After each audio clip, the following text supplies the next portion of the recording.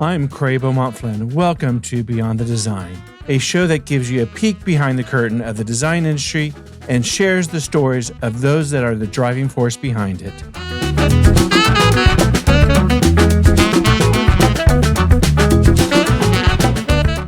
All right, so today we have Christopher Kennedy from Christopher Kennedy Inc. with us. We're so excited to have you on the show today, Christopher. So why don't you just go ahead and start and tell us about your story of being a designer and working in this industry. Oh gosh, how much time do we have? I run an interior design firm in Palm Springs, California. I started it, I keep trying to remember, nearly 20 years ago, let's say in 2005. So 18 years ago, I was pretty young when I started, and to say I didn't know what I didn't know would be a vast understatement. But I've just been working my way here in Palm Springs, and now we have some retail, some product licensing. I've authored 2 books, so it's been a fun journey, and I'm happy to share as much of it as you like. So you've been a busy man. You've covered all aspects from designer to books to retail, so you can pretty much doing it all now. We have. I mean, I guess I had a big checklist of things I wanted to do. And it's kind of crazy that we have done a lot of them. And kind of full circle now, we're just now thinking about kind of getting back to just being a designer. So it's funny, once you kind of check those boxes off, you realize, okay, done that. And now I'm kind of in the process of actually just getting back to my roots, and happy to chat about that as well. But yeah, absolutely. Briefly, I went to school for architecture. I wanted to kind of be a designer since I was a kid. I was drawing floor plans and houses and furniture when I was, 7 or 8 years old. My dad gave me my first book on Frank Lloyd Wright when I was perhaps 10. So I'd really never wanted to do anything else. And I went to school for architecture and found my way into focusing on interiors. Fantastic. So do you practice one sector versus the other, residential versus hospitality, a commercial, or do you pretty much do any type of project? We're lucky we do mostly high-end residential, but of course, a lot of us want to do commercial. We've done a couple of restaurants. We've done a hair salon. And actually just right now, this is summer 2023, and we're just onboarding a couple of fun commercial projects. So we're doing a new lounge here in Palm Springs and possibly a hotel project. So super excited to dive into that. But, second homes, vacation homes has largely been our bread and butter for 18 years. So throughout that 18 years, what are some of the funny stories or anecdotes or things that you've learned throughout your professional career? Gosh. Everything. Everything. I know so much. And we're still learning every day, something I guess I'm going to share with people as I've been lucky enough to meet a lot of my industry icons, whether, it's Alexa Hampton or Tom Felicia, and the people become good friends, is something you realize is that everyone you think has it figured out. And I think people look at me and I know they want to know my secrets. They think I have it figured out. And I think something you realize is really everyone is like parenting, right? You're just kind of doing hopefully the best that you can on a daily basis and making the best decisions with the information that you have and hopefully with good intentions. And we're all just kind of figuring it out as we go along. There kind of is no magical moment where it's like, oh, I've got it all figured out. Then there's just something else to figure out. So just kind of doing your best every day. And you kind of realize even the icons are just doing their best every day, and they're still figuring it out. Because I launched my firm when I was 27 after working for a big company for 18, maybe less than a year, actually. So I went to school for architecture. I was interning actually in the summers at Walt Disney World, and I wanted to be an Imagineer. That was actually my goal when I was in college. And I figured out kind of midway through architecture school, I didn't really want to follow the typical career path of architecture of having to intern for a firm and draw bathrooms for 5 years and then, sit for this really hard exam, which means you can just get sued when the building falls down and have all this, onus on you. So I kind of knew I didn't really want to be an architect in the traditional sense while I was still in college. So I started interning for Disney in Florida. I stayed on to get my master's in business administration at the same school, started that path. And kind of funny story along the way is Like Disney kind of didn't turn out at the last minute, didn't quite work out. It's a long, sad story I won't share with you. It was the year 2000, like the tech bubble, the .com, if you guys are old enough to know the whole like .com craze of the late 90s, early 2000s. And I had this new MBA and I turned down Disney in LA and went to work as like a stockbroker and like financial planner. So that's kind of a funny story. I surprised my parents, surprised myself, got kind of caught up in the tech bubble. And the minute I moved to LA to work in business and finance, like the bubble quickly burst. I still blame myself for that. So I stuck it out. I was like 24, 25 years old, doing business and finance in LA. And obviously it wasn't my passion. I was kind of pretty miserable. And the long story short, my parents both passed away and got very sick. And I realized life's too short not to do what you love. And I had a new boyfriend who's now my husband. He didn't like LA. So we kind of just uprooted everything and we moved to Palm Springs. We knew that he could work in healthcare. He was a nurse and it seemed like a good place to get back to my roots in architecture and design. So like 27-year-old, I just moved to Palm Springs to kind of figure my life out. Wow. And Palm Springs is kind of the hub of mid-century modern, wouldn't you say? It is. It was kind of, I was at the right place at the right time for that. So I know like I've written 2 books on mid-century design and people really associate us with that. If you look at our current work, I like to think that we're evolving a bit. We can chat about that in a minute. But, you know, when I moved to Palm Springs, like actually a lot of the mid-century, I mean, the houses really had been, it wasn't really fashionable at the time. I mean, in the early 2000s, like what was the style in California? Do you have any idea? I'm going to pop quiz for you, Craig. Like what was the style in California, like in the early 2000s or everywhere really? What do you think?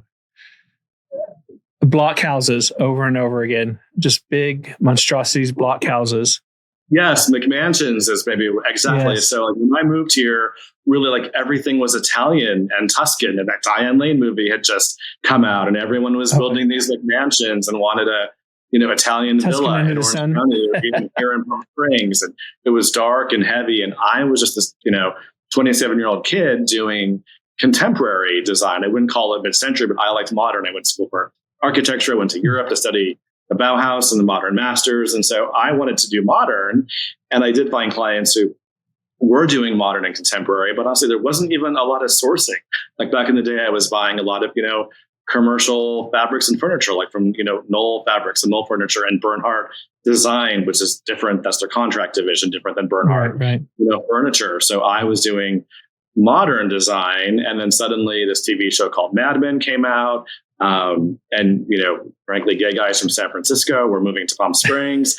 They were buying up these little mid-century houses and they wanted to restore them. And I kind of just, so mid-century kind of became popular while I was here. And I'm just this lucky guy who was sort of in the right place at the right time.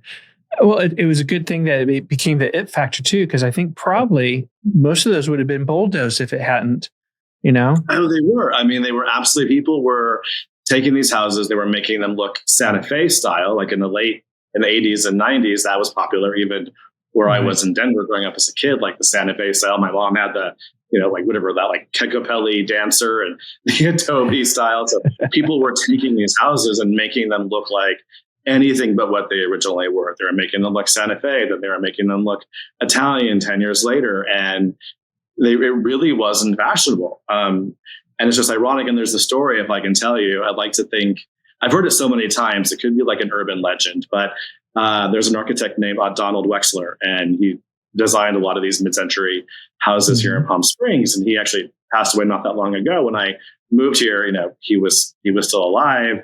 And the story goes, like in the early 2000s, these 2 guys, because of course it was 2 guys from San Francisco, bought a Wexler house and literally kind of like looked in the phone book. Like, we have the internet, but it wasn't quite what it was today. And they literally looked in the phone book and Mr. Wexler was listed, and they called him. And keep in mind, he had built this house, 40 years before, and then he watched it become unpopular. Like, imagine as a designer or an architect, like building something, and, we're erecting structures on this earth. They're going to last for a long time to think about in our quick consumer culture. And then he watched it get reviled. Like, he watched people take his, international style, mid-century post and beam, whatever, and make it look Santa Fe and make it look Italian and Tuscan. And like, really, they were hated. Like, what must have that been like for him to watch his life's shot work to the heart. Yeah. bastardized like that. And so the story goes like these two guys literally looked up his phone number and called him out of the phone book and said, Mr. Wexler, we've just bought one of your houses. We love it. And would you help us restore it? Wow. Like, yeah, because I think most designers are architects. Later, like, I get goosebumps thinking about it. And so, that's when it started. And then luckily, a great TV show called Mad Men came out and suddenly it was all the rage again. Yeah. I think most designers and architects take their creativity in the project that they do as like giving birth to your child, because it comes from your brain and you see it to a grown up, a completed project. Absolutely. So I'm sure he felt like, oh no, my child's going the wrong way. Yes. So, but luckily it came around, and now there's a Wexler week in Palm Springs. So the story has a happy ending, and he carries on after he's left us on this earth. There's a Wexler week celebrating his design and architecture. So that's pretty amazing. Yeah. His story lives on, and so does his work. Is there a Christopher Kennedy aesthetic? Oh, that's a good question. Again, it evolves. I'd like to think so. I mean, people who see our work and, we did mid-century at the time, the last 15 years. I'd like to think that we were never doing something slavish or creating museums. I remember one of the first truly mid-century, like after I was just doing contemporary, and then I was working for this family. And my clients, I was having a meeting with my client and her husband, and my client's brother walks in the door at the end of our meeting, and he says, I just bought the Jack Webb house in Palm Springs. Can you maybe help with it? Notice like I'm totally ignoring your question and telling you a story, but that's good. I'm thinking about what the Christopher Kennedy aesthetic is. But when I started sort of doing the truly mid-century, this British client, my client's brother walked in the door, says, I just bought the Jack Webb house. He was the star and creator of Dragnet in the 1950s and 60s, I guess. He was Sergeant Joe Friday. And it was the house he built at the height of his fame on the Dragnet show. And my clients were from Chicago. They just bought this house, thought it was cool. And I walked over and I'm like, oh my gosh, I'm like 30 years old. I get to kind of work on this cool pedigreed celebrity home in Palm Springs. But my clients at that point, they were probably in their 60s. They had lived through that era. They didn't really want to go back in time. They didn't want to live in a time capsule. And so it's like, how do you take that idea? How do you take that ethos and obviously honor it? But not just be slavish of the past. Because I like to think that if these great mid-century designers and architects were alive today, they wouldn't be resting on their 70-year-old laurels, right? They were innovators and pioneers. They were using new technologies and bent wood and plastic and metal in case of, the furniture, and, steel and post and beam and big glazing in terms of the architecture. They were pushing it forward. And if they were, alive today, they would be pushing it forward. So I like to think it's really more of an honor to their legacy to look at what's next than just to use the same chair or the same light fixture to recreate what they did 70 years ago, because they wouldn't be doing that if they were here today. True. They want to live in an environment that's living and breathing and forever morphing into its next stage and next life. If there's a Christopher Kennedy aesthetic, I guess I think it's sort of rooted in kind of, California cool, sort of just the idea of being, inside, outside of Palm Springs. I like to think that it's exuberant. I like to think that it's nostalgic in the best way possible. I like to think that it's inspiring in terms of the use of just color and form and a bit unexpected, kind of honoring the best parts of the past, but looking optimistically towards the future. Correct. Kind of changing and morphing into Nick. So that kind of leads me to a question. From when you first started 20 years ago, how has Christopher Kennedy evolved and morphed from your very first project to now? We've just done so many things along the way. Our very first project. Yeah. I remember the first time, like, someone really entrusted me with her house and like handed me this big check, which wasn't a big check to her, but I'm like, just this 30-year-old kid and asking for like tens and tens of thousands of dollars. I'm like, is she really going to like hand me this much money? And but I'm going to deliver furniture in 6 months. And she did. And she had Steve Chase do her prior homes. I don't know if your listeners know who Steve Chase is. I think he still has more covers of Architectural Digest than anyone in history. I mean, some people are getting close, like Lawrence Bullard, but he defined like 80s glamour in the 80s and 90s. I mean, he was sort of the icon in the desert and in the world for that sort of 1980s, beautiful glamour. And I actually worked for the firm briefly when I started. That was carrying on his legacy. He died of AIDS in the 90s. So that was a great place for like 12 months to cut my teeth. And then I had a couple of projects on the side and like opened my own doors. And like, again, to say I didn't know what I didn't know would be a vast understatement. I worked for this big firm that was Steve Chase Associates for like 12 months, was a project assistant, had a couple of clients on the side, like this woman who had actually hired Steve Chase himself before, and just kind of figured it out as I went along. So obviously my confidence has grown. The size of our, projects has grown. We've just, checked a lot of boxes. Something that we really did early on is most of my employees are much older than myself. Like I was a 30-year-old kid, and we are lucky in Palm Springs to have a lot of really interesting, successful people. And most of my employees were had kind of retired from corporate jobs, had moved here, and then figured out they weren't the kind of people just to play golf all day. Like that wasn't who they were. That's, I guess, why they were successful and could retire early. And they really worked for me for not for the money, just because they believed in me and sort of saw something and wanted to build something. And I'm so grateful for that.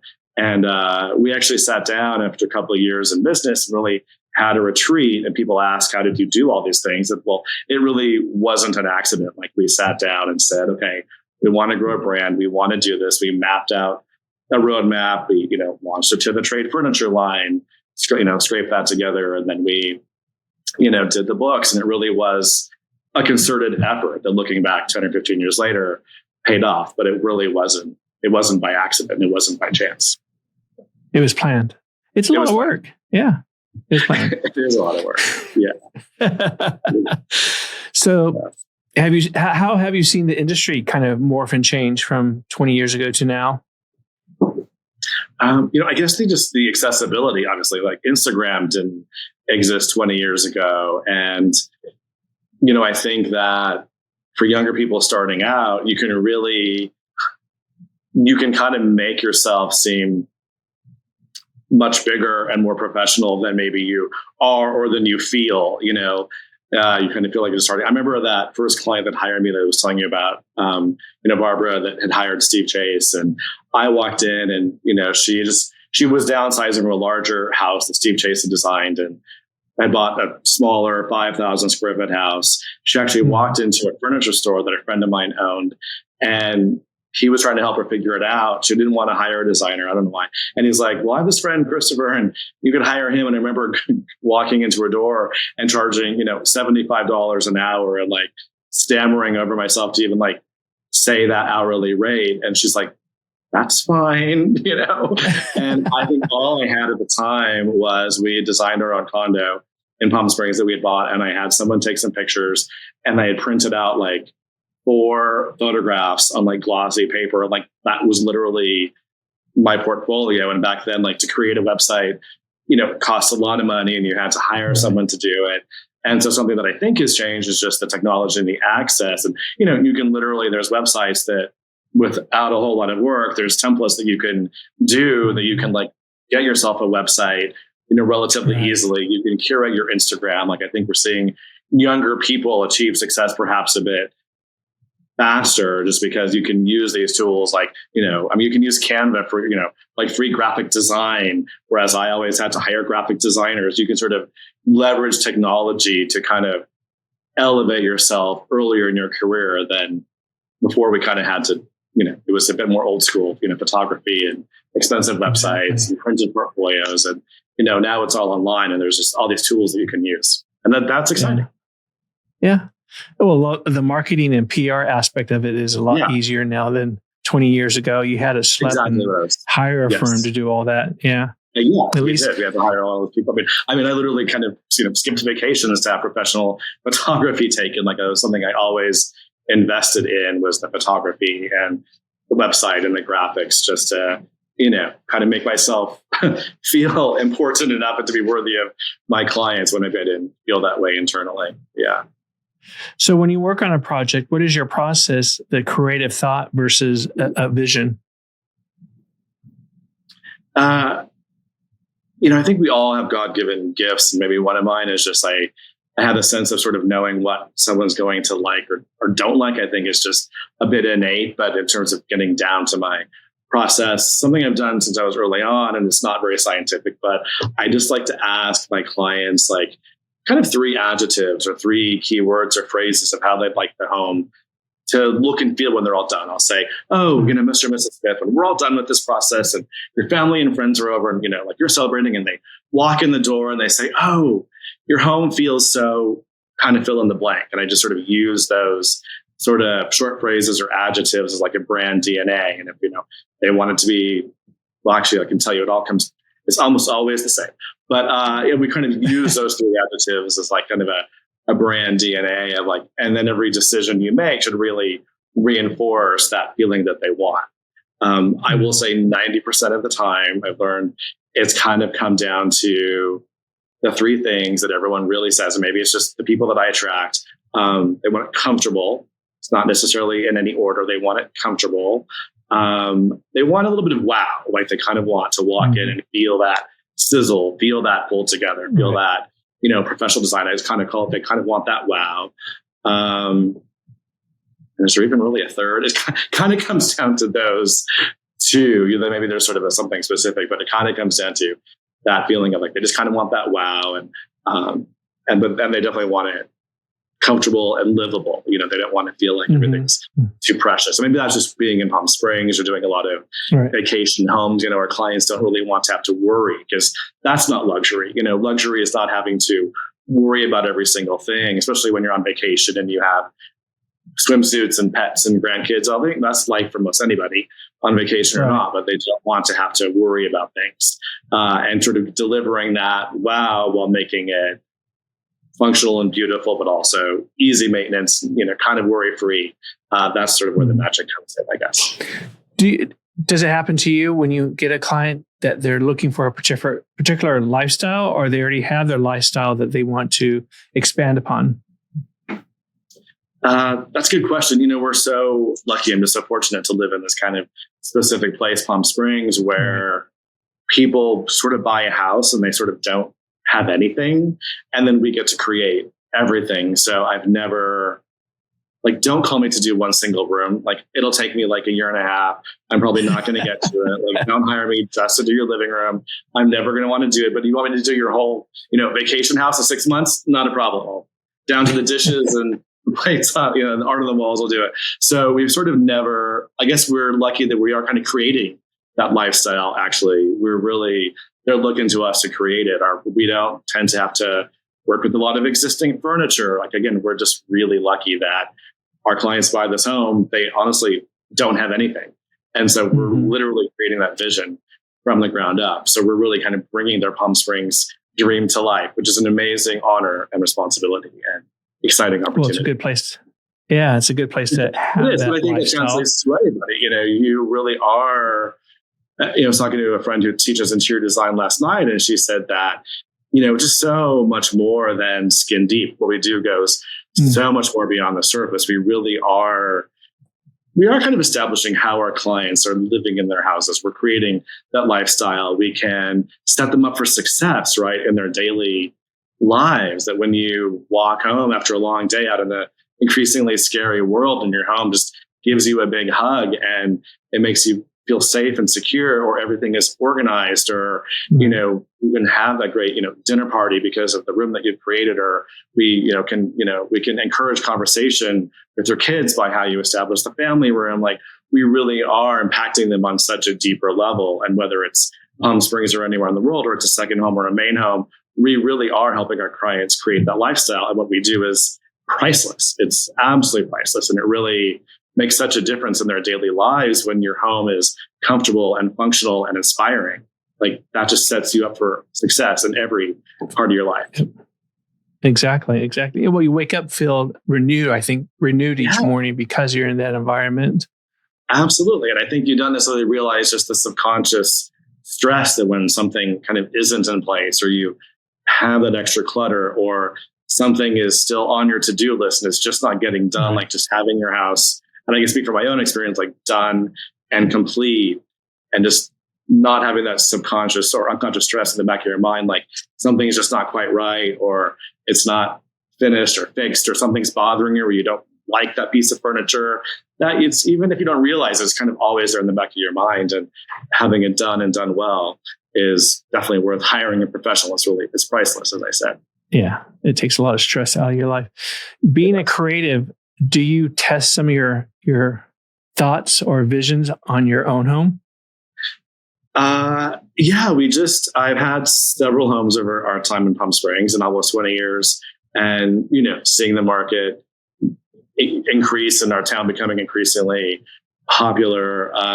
But it just actually, I guess it's been almost 3 years. During the depths of the pandemic in the summer of 2020, we bought a new home and just finished at the holidays. So just about 5 months ago, finished a 1.5 to 2 year remodel. And it's not our first one that we've done for ourselves, but probably the last one. So I think I just got my forever home. If you follow me on social media, we're about to share it. So, and I think that is really important to have done the process yourself, because our clients do look at us to guide, the entire process. Yes, we sometimes do just furnishings, but honestly, more often than not, we're doing, a gut down to the studs, a renovation or new construction.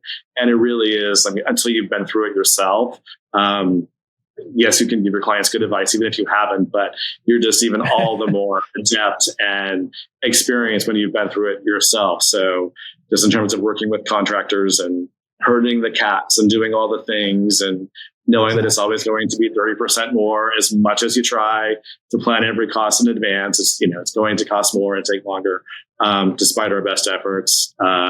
We definitely have been our own clients. Absolutely. Were you your own worst client?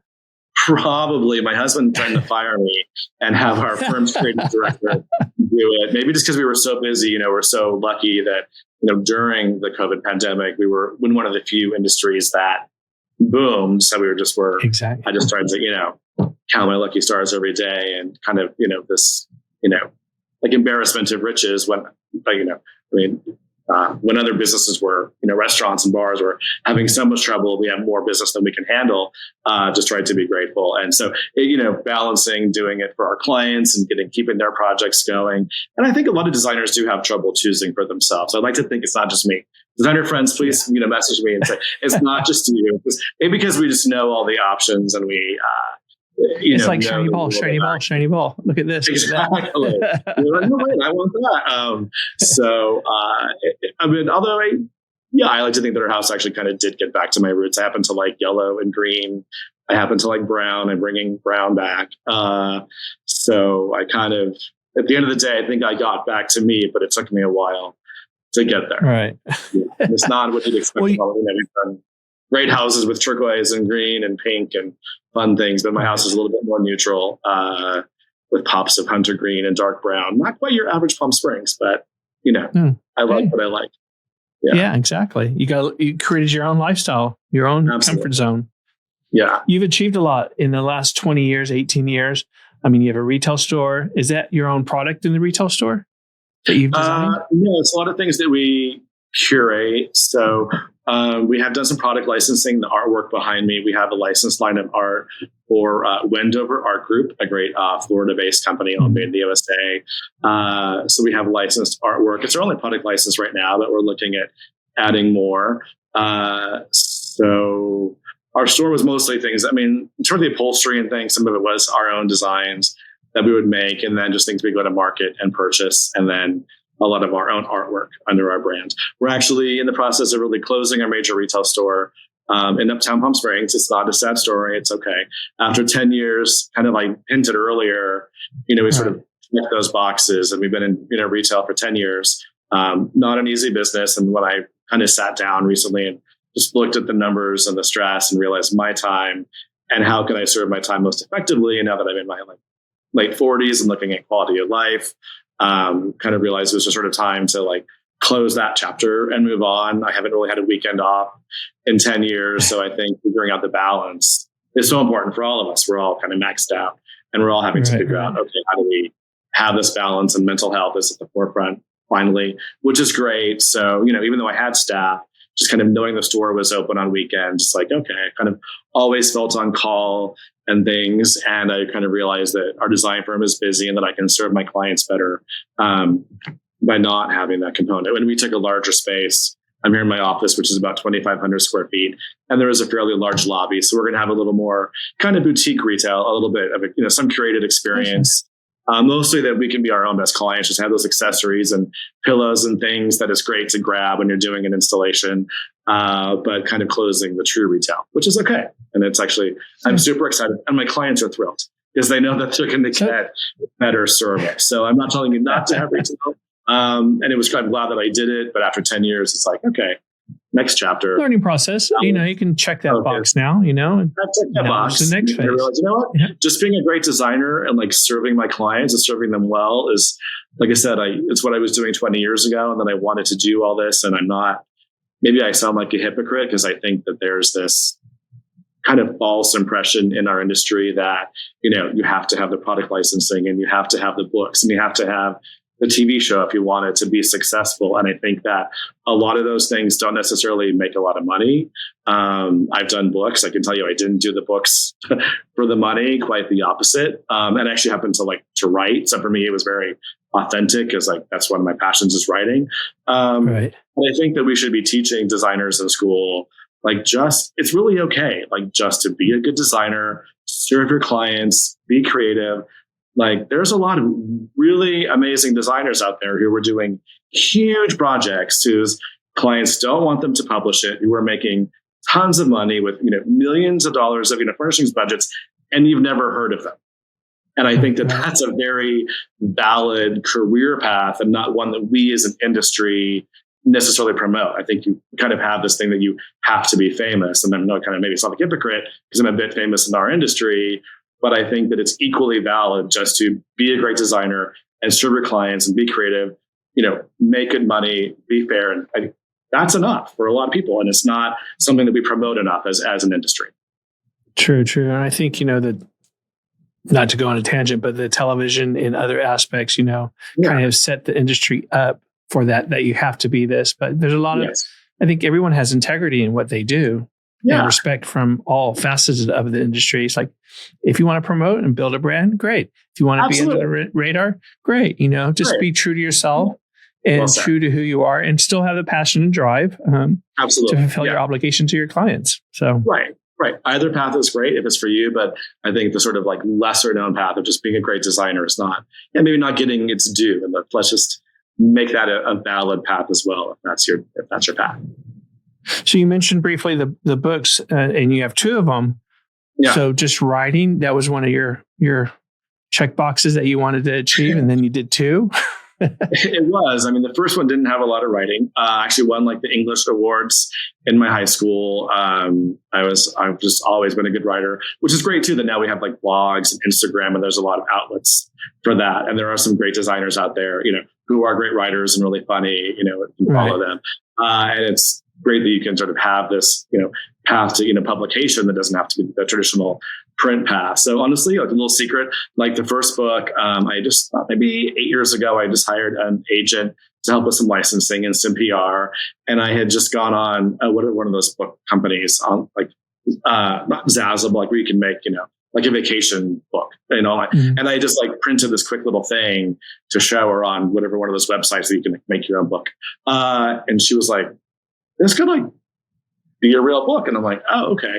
And so I we should just do this. So honestly, we sort of self-published it. I had my graphic designer, lay it out.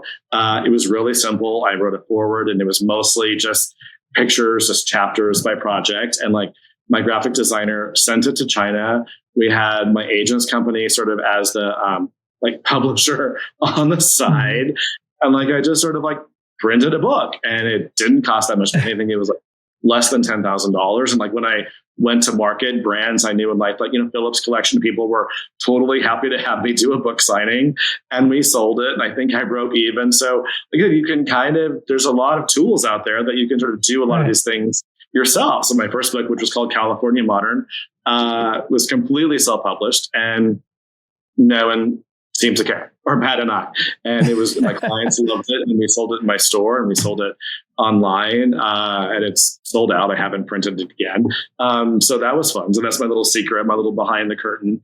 If you want to just do that, just, invest in some great photography, and you can totally print your own book for, a few $1,000s, really. And then the second book was published by Gibbs Smith, and it's called Making Mid-Century Modern. They were coming to a Modernism Week in Palm Springs, which we could talk about, that I was involved with for a long time. And someone said, "Oh, if you want a book on mid-century design, you need to call Christopher." And we met, and they hired me to write the book. And we had to go do all the photography and all the writing, and I just chose to do it as like 100 tips. I've also realized, all my fabulous friends have books, and I've bought them all, and I honestly haven't read a single word. So I kind of, even though I'm a good writer, I wanted to keep it digestible. So, and for me, just with everything else going on, to just kind of stay focused, I just did 100 tips, just short, 5 or 6 or 7 sentences each, to making mid-century modern. How do you make it current and modern, like we talked about earlier? So that's the second book, and you can still buy it on Amazon. It's called Making Mid-Century Modern. So will there be a third? I think that is probably, yes. I think that is something that's brewing, and we've been investing in photography a lot lately and using it. Well, it hasn't slowed down, like I said, but we've kind of used the last couple of years to take photos, and that's part of maybe closing the retail store, having the white space and the bandwidth to pursue some other things. And I think it is about time for a third book. Yes. Yeah. Well, there you go. Well, I look forward to it. So tell us a little bit about Modernism Week. You were involved with it, or you actually started and promoted it and helped get it off the ground. Is that correct? That is a widely popular conception. I did not start Modernism Week. I will take some credit for getting it off the ground, but I did not start. So Modernism Week actually started, I think, about back in 2005, about when I started my firm. So we almost had parallel paths, and it started really as an antique show at the Palm Springs Convention Center. Just the best vintage dealers in the country would come and show their wares. And it was just an antique show.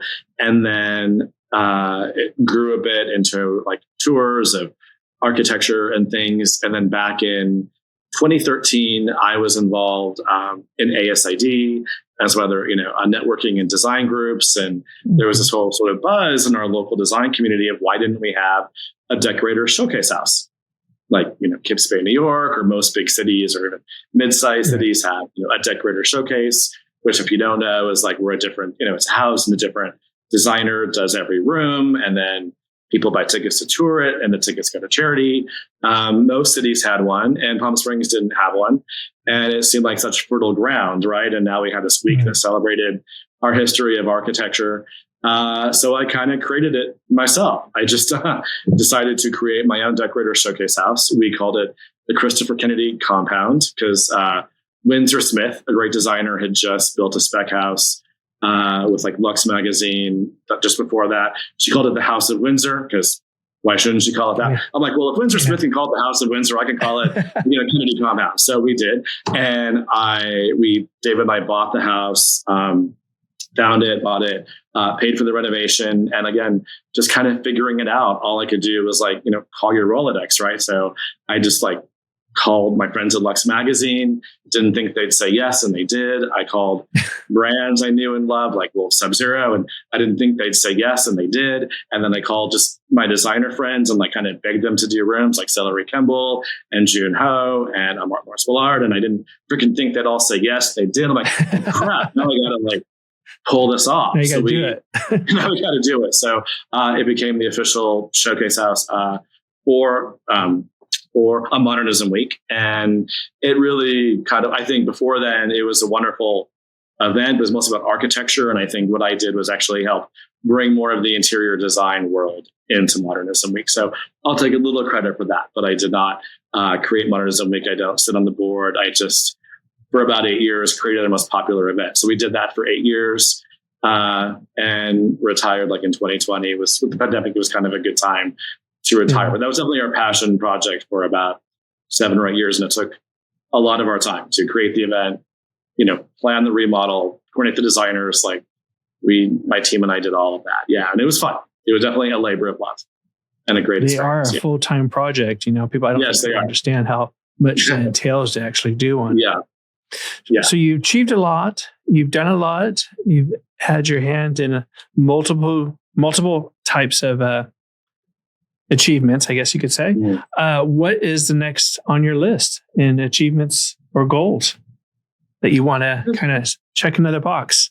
Yeah, because kind of next on my list, it feels full circle. It feels like we've done those things and they're wonderful and we'll continue to do that. But right now I'm kind of just enjoying just the creativity and a little bit of, it's been such a frenetic 2.5 years in our industry where between doing my own home and between big projects taking a lot longer than maybe they would have because of the COVID delays and supply chain, things are wrapping up. So we're sort of taking a breath. And I think, just kind of getting back a bit to really my key focus and how I started, just like being a designer, enjoying the creative process, giving myself a little extra time to be creative, maybe not doing show houses, not doing book tours just yet, not doing a retail store. For me, it's a bit of like, I guess, retreating inward just a little bit and kind of just getting back to that kid who just like drawing floor plans and doing design and serving his amazing clients who place all this trust in him, and yes, the project's a little bit bigger and the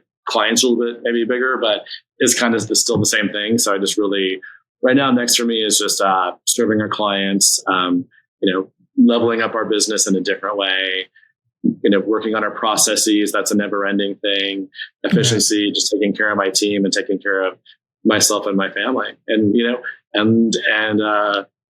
getting to enjoy my new house and maybe spend a Saturday floating in the pool if I want to, which has been about a decade since I gave myself that luxury. So that's what's next. That is quite an achievement upon itself. Yeah. In your process of your creativity and working on projects for various clients, no matter what sector it is there a specific process that you go by? I wish I could say that I did. I have I'll tell you a bit about our firm, I guess. People always like to know that. So we're not a huge team, or maybe tiny but mighty. It's myself, my husband, who was a nurse, as I mentioned when we met, now works full-time in our business. He does a lot of like the back end bookkeeping and things like that. I have a creative director, Keith, who's like my right-hand man and senior designer. So he's involved in that design. We have a full-time project manager, like a full-time draftsman for architecture and CAD. And then we outsource a bit of the rest. So we could maybe grow a little bit, but it's a nice team right now. So our process. We kind of started, we pull a lot of inspiration photos. I kind of am into fabrics and stuff, so we'll start a lot of times like with the fabrics and the scheme. I'm probably a little bit too heavily into that. Wallpapers will start, I think, with a lot of the softer surfaces. Just that's our, weakness, or that's kind of our love. So we'll often start with that and then work into the furniture. When it's a gut renovation, we definitely, start by documenting the whole floor plan. My draftsman designer goes in and documents it. We start to work on all the layouts. We just have, 4 big layout tables in our studio space. It's online if you want to see it on the website. Just kind of throw everything at it and put it up on the bulletin boards, and then I'll put together 4 or 5 schemes and then kind of edit from there. I think often, if we have 4 different schemes, we'll tend to kind of combine them. I sometimes think like, each one's a bit too matchy. We'll take the best elements of them, and then we'll generally show our clients one, we'll often go into a client meeting with like a backup design in our trunk or in our secondary bag. We don't tend to bring it out in case we have to. Our clients tend to love it. And then, there's so many great, visualization tools. We're probably not as high tech as we could be, but between Canva, or you can outsource, true, photorealistic, renderings, and SketchUp, you can really go as far as you want to in terms of showing the client something really photorealistic. We don't quite go that far, but we do try to use technology at the same time. Do you prefer renovations, or do you prefer new builds, or a little bit of both? we're doing a couple new builds. We're just finishing one that took 3 years. It was only about 5,000 square feet. It took a long time because of COVID, and it was a pretty complex new build. We're doing a 10,000 square foot new build in Cabo San Lucas right now, which is really fun. But I guess just being where we are and working with these historic homes, probably we do 80% gut renovations. I don't know that I have a preference. I like them both equally. Yeah, it's different. When it's a gut renovation and we do a lot of historic homes, obviously like the history is informing a lot of it. We, are swayed by the era, the 60s or 70s of that the home was. So when it's new build, it's it's fun in a different way because like kind of the world's your oyster. Like you're sort of creating like, what is this going to look like? Like it's a bit, I guess, more flexible because it doesn't have to necessarily have any precedent or protocol. So there's kind of an onus there in a different way of kind of figuring out, okay, what do we want this to look like? And you have to that's where, taking the time to be creative comes in. Yeah. Has there been anything that surprised you during your professional career path?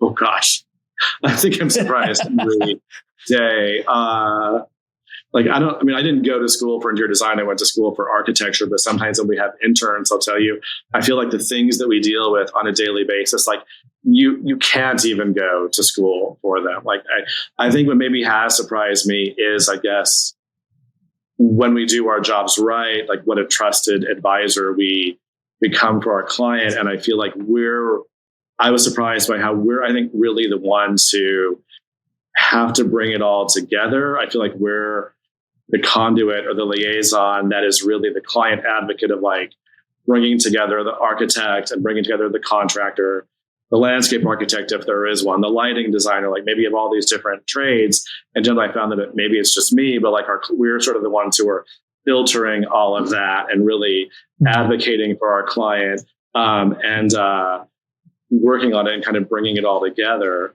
And just, that's a lot of responsibility. And I think sometimes there's just questions that you can't really go to school for.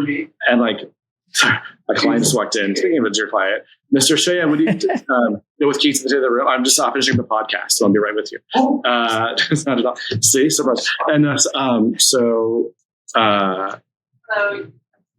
just like you just kind of like I'm trying to think of like what the questions are. Like, gosh, like I'm trying to think of something yesterday where it's like I couldn't have gone to school for this, and you're just in the field having to figure something out. You're like, okay, you're just constantly trying to make good decisions. I don't even know how to tell someone. Like, there's things that come up every day that you couldn't even know. Oh, what, I don't know. I'm not being very. Is there one? It's just the stuff that you can't possibly prepare for.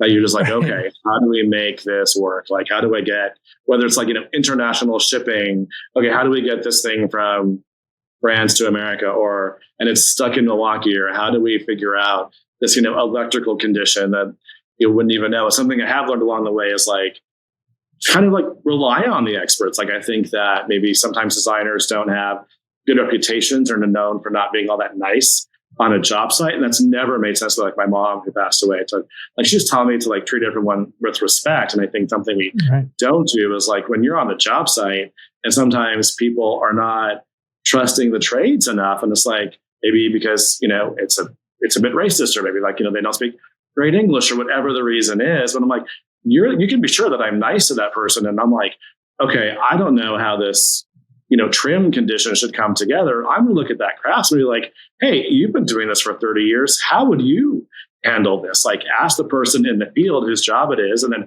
ask someone else, and then make the best decision. But I think often I'm surprised by maybe the people don't give enough respect to the workers, and like they're the ones who are making or breaking us. Like, I've never painted a wall in my life. I didn't do that. I ain't on HGTV. Like, I've never hung a sheet of wallpaper. So you can be sure that I'm going to walk onto the job site and be incredibly grateful and thankful to the amazing, workers who are bringing our vision to life. Is there anything that you would tell your 20-year-old self 20 years ago about your career now? Have a little patience. I think I was a bit ambitious young, and like I kind of, like I said, when we had that planning meeting when I was 30 years old, and I think I wanted to achieve everything, and 5 years, and maybe it took, 15, and that's okay. Sort of that you kind of have to grow into it a little bit. And you just have to have that experience and make those mistakes and go through that career growth. So I say just, be a little more patient and enjoy the process. If you had a crystal ball, what would you see forthcoming into this industry? Where is it going? I think where's the industry going? Where's the industry going? I think that maybe the industry should go to just,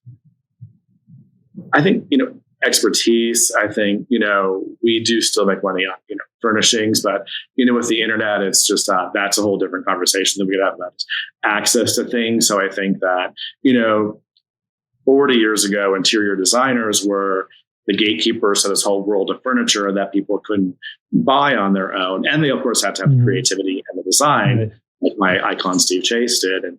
But now it's not just about access to furniture because everyone has that access. So I think it's about really delivering that experience that I said earlier and creating that, amazing end result for our clients. I think that it's about the service and, pricing our fees accordingly, that we're not just choosing a lamp or a rug and a chair. We're really creating a full service experience for our clients and getting better back to that and make sure the process is amazing for the clients and the end result. I think it's about looking at the value that we bring beyond just choosing or designing individual products. Mm-hmm. It's about the sum is, the whole is greater than the sum of the parts. Correct. Do you think we're educated continuously by what's going on in the industry, that we're keeping ourselves open enough to continue educating and absorbing of the ever-changing morphing of this industry?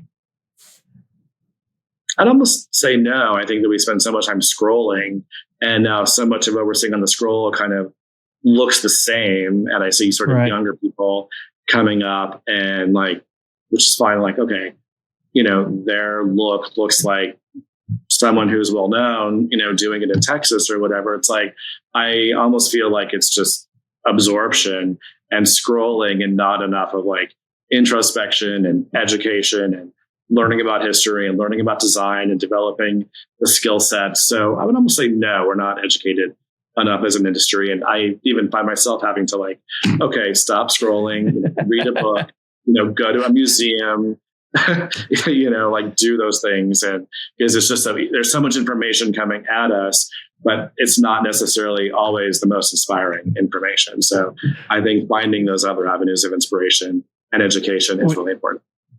That brings me to a question, because you say that. So what inspires and motivates Christopher Kennedy? Definitely,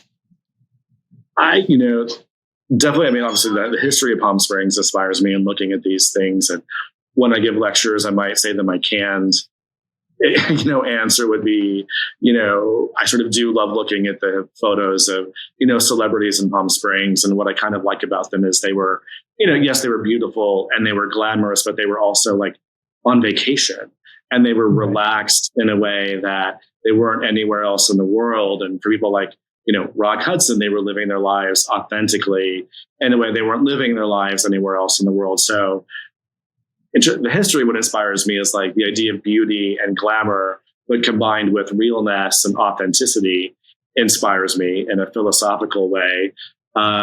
Just, I think, taking the time, I was in Portland yesterday for work, and we finished an installation, and I got back to my hotel room, client dropped me off. I'm normally, a year ago, I might have taken a nap or gone down to the lobby bar and, forgot. But I actually, the art museum was a block and a half away. I'm you know what? Yeah. I'm going to take this time and go to the art museum. And there was this, amazing exhibit on this, on Oscar Howe, an amazing, artist you probably know,